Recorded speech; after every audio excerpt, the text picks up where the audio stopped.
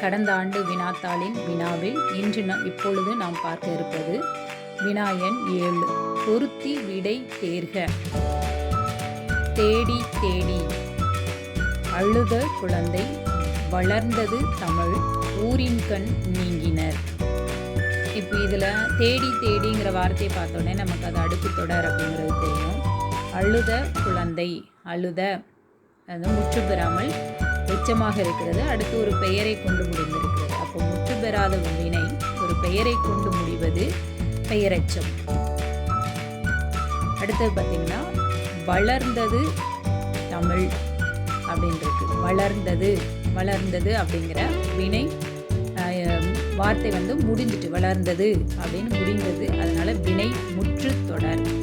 ஊரின் கண் அப்படிங்கிற வேற்றுமை உருவு இதில் இடம் பெற்றிருக்கிறது. அதனால் வேற்றுமை தொகாநிலை தொடர். இதில் அந்த கண் அப்படிங்கிற வேற்றுமை உருவு மறைந்து வந்திருந்தால் அது தொகையாக மாறி இருக்கும். இது வெளிப்படையாக வந்திருப்பதனால் வேற்றுமை தொகாநிலை தொடராக இருக்கிறது. இப்போ அதற்கு சரியான விடை என்ன அப்படின்னு பார்த்தீங்கன்னா, முதல் விடை குறிப்பு தான் இதற்கு சரியானது. அதே மாதிரி இதே பாடத்தில் நமக்கு இன்னும் 3 வினாக்கள் இடம்பெற்று இருக்கிறது. அந்த வினாக்கள் என்னென்ன அப்படிங்கிறத தொடர்ந்து இதிலே பார்ப்போம். வினா எண் 39. 39வது வினா என்ன அப்படின்னா, பொருந்தாத ஒன்றை தேர்க. இதற்கு 4 குறிப்புகள் கொடுத்திருக்கிறாங்க.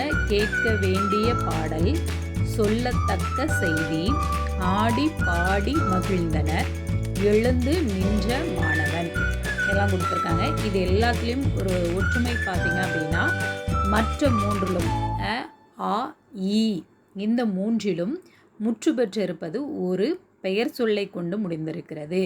அதனால் இதெல்லாம் ஒரு தொடராகவும், ஆடி பாடி மகிழ்ந்தனர் வினை முற்றை கொண்டு முடிந்திருப்பதனால் இது அதற்கு மாற்றான தொடராக கொடுக்கப்பட்டு இருக்கிறது. இந்த 3ம் என்ன அப்படின்னு பார்த்தீங்கன்னா, கூட்டுநிலை பெயரெச்சங்கள். இதை புத்தகத்தில் பார்க்கும்போது இன்னும் விரிவாக பார்க்கலாம்.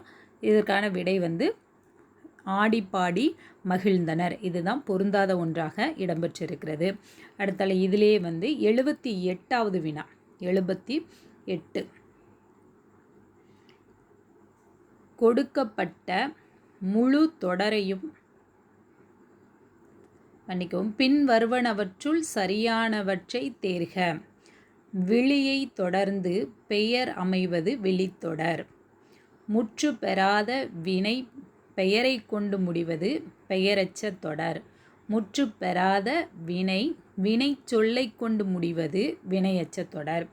வேற்றுமை உருபுகள் மறைந்து அமையும் தொடர்கள் வேற்றுமை தொகாநிலை தொடர். இதில் விழினா அழைத்தல், ஒருவரை அழைப்பது போன்ற பெயரை தொடர்ந்து வருவது தான் விழித்தொடர். அது சரி. முற்று பெறாத வினை தான் பெயரை கொண்டு முடியும். ஏற்கனவே நம்ம ஒரு எடுத்துக்காட்டு பார்த்தோம், அழுத குழந்தை.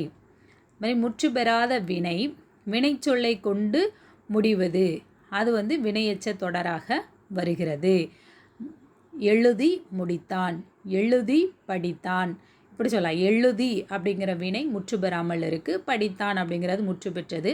இப்படி வர்றது வினையெச்ச தொடர் அப்படின்னு சொல்லலாம். இங்கே வேற்றுமை தொகை அதுன்னு பார்க்கும்போதே ஊரின் கண் நீங்கினார் அப்படின்னு வரக்கூடியதில் அந்த கண் வெளிப்படையாக வந்ததுனால தான் இது வேற்றுமை தொகாநிலை தொடர்னு பார்த்தோம். இங்கே கொடுத்துருக்கிறது என்ன கொடுத்துருக்காங்கன்னு பார்த்தீங்கன்னா, வேற்றுமை உருபுகள் மறைந்து அமையும் அப்படின்னு கொடுத்துருக்குறாங்க.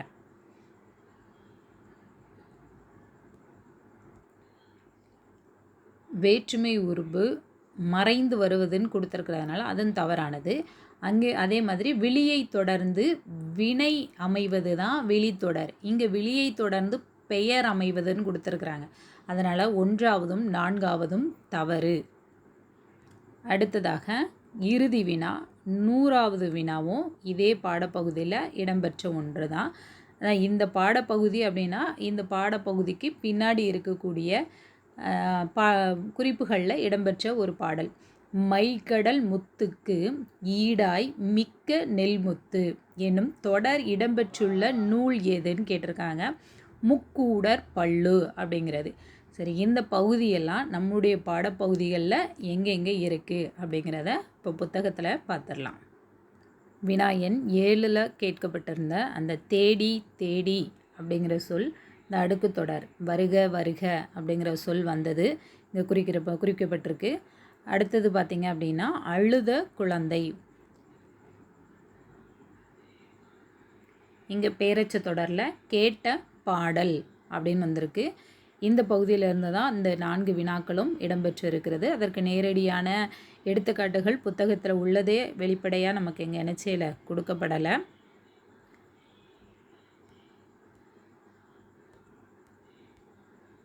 வினா எண் 39. அதில் கேட்குற கேள்வி என்ன அப்படின்னு பார்த்தீங்கன்னா, கேட்க வேண்டிய பாடல், சொல்லத்தக்க செய்தி, எழுந்து நின்ற மாணவன். இதில் நமக்கு இந்த 2 குறிப்புகளும் அங்கே கொடுத்துருக்கு. எழுந்து நின்ற மாணவன் மட்டும் எக்ஸ்ட்ராவாக இருக்குது.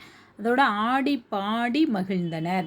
இதில் இங்கே இந்த இலக்கணத்தை படித்து புரிந்து கொண்டோமானால் இந்த எடுத்துக்காட்டு எளிதாக நாம் இதுதான் தவறு என்பதை தெரியப்படுத்தி கொள்ளலாம். ஒன்றிற்கு மேற்பட்ட எச்சங்கள் சேர்ந்து பெயரை கொண்டு முடியும். அதுதான் குறிப்பாக ஒன்று. பெயரை கொண்டு முடியும் கூட்டுநிலை பெயரெச்சங்களை இக்காலத்தில் பெருமளவில் பயன்படுத்துகிறோம்.